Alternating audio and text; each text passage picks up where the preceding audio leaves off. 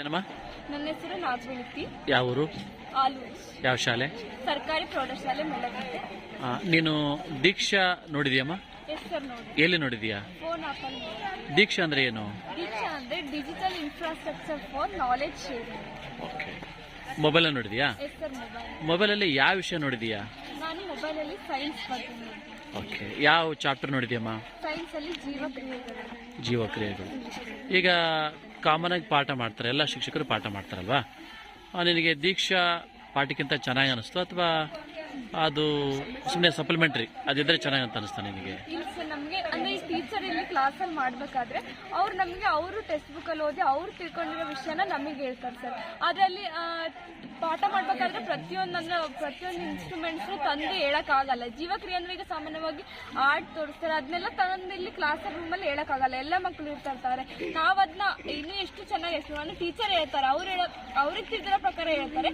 ಆದ್ರೆ ನಾನು ದೀಕ್ಷಾದಲ್ಲಿ ಏನ್ ನೋಡಿದೆ ಅಂತ ಹೇಳಿದ್ರೆ ಅವರು ಪ್ರತಿಯೊಂದು ಆ ವಸ್ತು ಇಟ್ಕೊಂಡು, ಈಗ ಎಕ್ಸಾಂಪಲ್ ಹೇಳ್ಬೇಕಂದ್ರೆ ಆರ್ಟ್, ಅದನ್ನ ಇಟ್ಕೊಂಡು ಅದ್ರ ಬಗ್ಗೆ ಎಷ್ಟು ಚೆನ್ನಾಗಿ ಹೇಳಿದೆ ಅಂತಂದ್ರೆ ಅದನ್ನ ನಾವು ಚಿತ್ರದ ಮುಖಾಂತರ ನೋಡಿದ್ವಿ.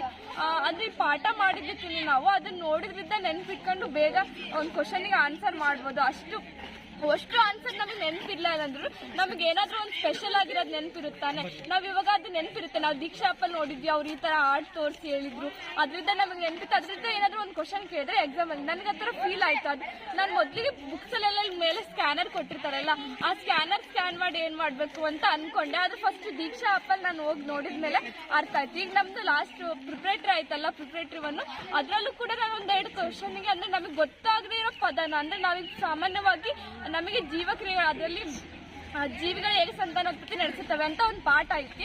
ಅದರಲ್ಲಿ ರೈಜೋಪಸ್ ಜೀವಿ ಬೀಜಕ ಉತ್ಪಾದನೆ ನಡೆಸುತ್ತೆ. ಆ ಬೀಜಕ ಉತ್ಪಾದನೆಯಲ್ಲಿ ನಾವು ಬೀಜಕಗಳು ಅಂತ ಕರಿತೀವಿ, ಅದ್ರ ಮೇಲಿರೋ ಬೀಜಗಳನ್ನ. ಆದ್ರೆ ಅವರೇ ಒಂದು ಹೊಸ ಪದ ಬಳಸಿದ್ರು ದೀಕ್ಷಾ ಆಪಲ್, ಅದನ್ನ ಐಫೆ ಅಂತ. ಆ ಐಫೆ ಅಂತ ಪದ ನಮಗೆ ಗೊತ್ತೇ ಇರಲಿಲ್ಲ. ನಾವು ಸರ್ ಏನ್ ಹೇಳ್ತಾರೆ ಅದನ್ನಷ್ಟೇ ಓದ್ತೇವೆ. ಅಂದ್ರೆ ನಾವು ಹೊಸ ವಿಷಯಗಳ ಬಗ್ಗೆ, ಅಂದ್ರೆ ಈ ಪದಕ್ಕೆ ಇನ್ನೊಂದು ಪದ ಅರ್ಥ ಇದೆ ಅಂತ ಅದನ್ನು ಕೂಡ ನಾವು ದೀಕ್ಷಾ ಆಪಿಂದ ತಿಳ್ಕೊಂಡ್ವಿ. ಅದರಿಂದ ನಮ್ಮ ಎಜುಕೇಶನ್ಗೆ ತುಂಬಾ ಬಹಳ ಸಹಾಯ ಆಗ್ತಾ ಇದೆ. ನಾವು ಏನಾದ್ರೂ ಬೇಗ ಅರ್ಥ ಮಾಡ್ಕೊಳಕಂದ್ರೆ ತುಂಬಾ ಹೆಲ್ಪ್ ಆಗ್ತಾ ಇದೆ ಅಂತ. Okay, thank you.